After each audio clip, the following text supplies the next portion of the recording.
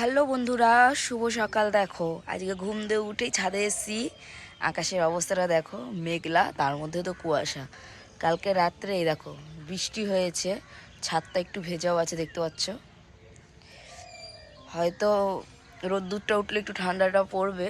এখনো অবধি কিন্তু ঠান্ডা সেই রকম লাগছে না, যে বৃষ্টি হয়েছে কালকে সেই হিসাবে ঠান্ডা লাগছে না।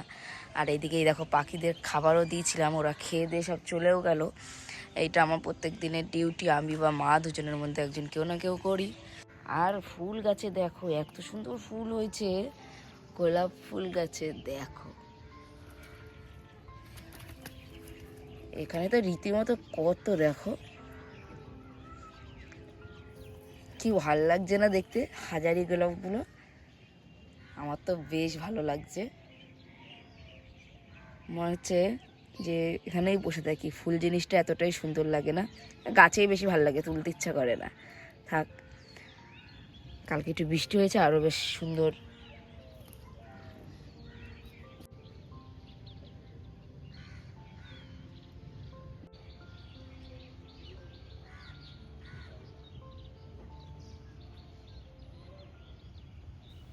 এখন কিন্তু আবার একটু জোরে বৃষ্টি পড়া শুরু করে দিয়েছে।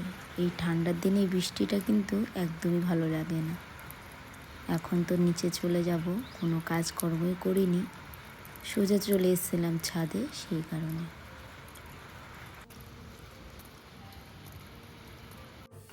ঘরে এসে প্রথমে জানলার পর্দাগুলো সরিয়ে জানলাটা খুলে দিলাম, যেহেতু প্রথমেই বললাম ঘুম দিয়ে উঠে সোজা আমি ছাদে চলে গেছিলাম, এইসব কোনো কাজই করা হয়নি। এখন কিন্তু বৃষ্টিটা পড়ছে না, পড়ছে একদমই গুড়ি গুড়ি, যেটা একদমই গায়ে লাগবে না। চলে এসেছি রান্নাঘরে এই শীতের মধ্যে, তার মধ্যে হচ্ছে বৃষ্টি, তার সাথে একটু গরম গরম চা। চা খেয়ে যে জল ভরতে বসে পড়লাম, একটার পর একটা কাজ করে নেব। মা কিন্তু এইদিকে রান্না বসিয়ে দিয়েছে, এটা হচ্ছে বেতো শাক ভাজা। বেতো শাকের মধ্যে একটু আলু দেবে, সেই কারণে আলুটাকে কিন্তু ভেজে নিয়েছে, এরপরে বেতো শাকের মধ্যে দেবে। এই শাকটা খেতে কিন্তু ভীষণই ভালো লাগে। এদিকে হয়েছে পটল ভাজা পেঁয়াজ দিয়ে, আর সাথে হচ্ছে মাছ। মাছটা এখনও ভাজা হচ্ছে, তরকারিটাও করবে। আমি এদিকে দেখো একটুখানি ঘরের কাজকর্মগুলো সেরে নিলাম। আর কি বলতো, এই বৃষ্টির দিন, তার মধ্যে শীত, মানে একদমই ভালো লাগছে না। শীতের দিনে বৃষ্টিটা না একদমই ভালো লাগে না, কিন্তু কিছু করার নেই। এই শীত বৃষ্টির মধ্যে আমাদের সব কাজ করে নিতে হবে। ঘরের মধ্যে আছি বলে খুব একটা ঠান্ডা লাগছে না। আর সবথেকে কথা কী বলো তো, আজকে সেই রকম ঠান্ডাটা লাগেনি যেরকম লাগার কথা। কালকে হয়তো যখন রোদ্দুরটা উঠবে, তখন কিন্তু ঠান্ডাটা একটু ভালোভাবে বুঝতে পারবো। এটাই তো হয় না, বৃষ্টি যেদিন হয় তার পরের দিন যখন রোদ্দুর উঠবে শীতকালে, তখন কিন্তু ঠান্ডাটা বোঝা যায়। যাই হোক, এবারে কিছু কাজ আছে, সেগুলো এখন সারবো, তারপর তোমাদের সঙ্গে দেখা হচ্ছে আমার পরে। রাত্রির এখন 9টা সাড়ে 9টার মতন বাজে, আমি চলে এসেছি তরকারি করব। আজকে একটু রুটি হবে, রুটির সঙ্গে আলুর তরকারি। তো আলুর তরকারির জন্য এই যে টমেটো কুচিয়ে নিচ্ছি, আর সাথে একটু কাঁচা লঙ্কা একটাই দেবো। আর বেশি তো করব না, অল্প করেই তরকারি করব। ভাত অল্প আছে, সেটা আমার হয়ে যাবে, সেই কারণে দাদার মায়ের জন্য একটু রুটি করছি। রুটিটা খুব একটা ভালো খাই না, কিন্তু এই ঠান্ডার দিনে একটু একটু আমরা খেয়েই থাকি রাত্রিবেলায় করে, কেন যেটা ভাতটা খেতে একদমই ভালো লাগে না। এদিকে দেখো প্রথমে আলুটাকে একটু ভেজে নিয়েছিলাম, আর তারপরে এই যে টমেটো আর কাঁচা লঙ্কাটা দিয়ে ভালো করে নাড়াচাড়া দিয়ে তারপরে জল দিয়ে দেবো। এটা সিম্পল আর খুব সহজেই রান্নাটা হয়ে যায়, খেতেও কিন্তু বেশ ভালো লাগে। এটাকে অনেকে সাদা আলুর তরকারি বলে, কিন্তু আমি সাদা আলু বলছি না, কারণ এর মধ্যে আমি একটু হলুদ দিয়েছি।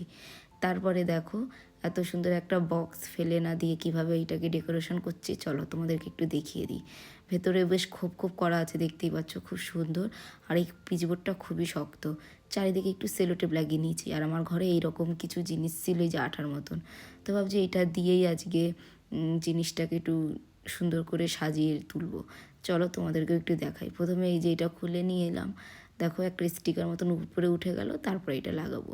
কিন্তু দুঃখের বিষয় কী বলো তো, অনেক কষ্ট করে কিন্তু লাগালাম, তারপরে দেখছি ঠিকঠাক না লাগছে না। জিনিসটা অনেক দিন হয়ে গেছে হয়তো, কিনা জানি না, মানে আঠাটা ঠিক মতো নেই ওর মধ্যে।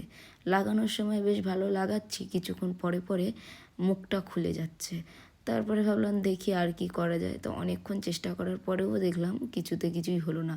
প্রথমে ভাবছিলাম এইভাবে দিয়ে সেলোটেপ মেরে দেবো, কিন্তু জিনিসটা কেমন একটা দেখো ফুলে ফুলে রয়েছে, যেটা দেখতে একদমই ভালো লাগছে না। তারপরে ভাবলাম না এটা সরাই। আমার কাছে একটা হলুদ পেপার ছিল, অনেক দিন আগে একটা কাগজে লাগিয়েছিলাম বক্সে, তারপরে একটু বেঁচে গেছিলো, সেটাই ভাবছি এটার মধ্যে লাগাবো। এই দেখো দেখতে এখন কত ভালো লাগছে না। প্রথমে ভেবেছিলাম এটা রান্নাঘরে রাখবো, কিন্তু রান্নাঘর আমাদের সাদা টাইলস তো, সেখানে এই চকচকটা একদমই ভালো লাগবে না। টিভির পাশে আমাদের অনেক পেন, তারপরে সানগ্লাস, এগুলো আমাদের সবসময় লাগে, সেগুলো যেমন ছড়ানো ছিটানো পড়েছিল। তো ভাবছি এই বক্সগুলোর মধ্যে যদি সুন্দর করে মানে সাজিয়ে রাখি, তাহলে কি হবে, জায়গাটাও পরিষ্কার লাগলো আর জিনিসগুলো সুন্দরভাবে একটা জায়গায় থাকলো।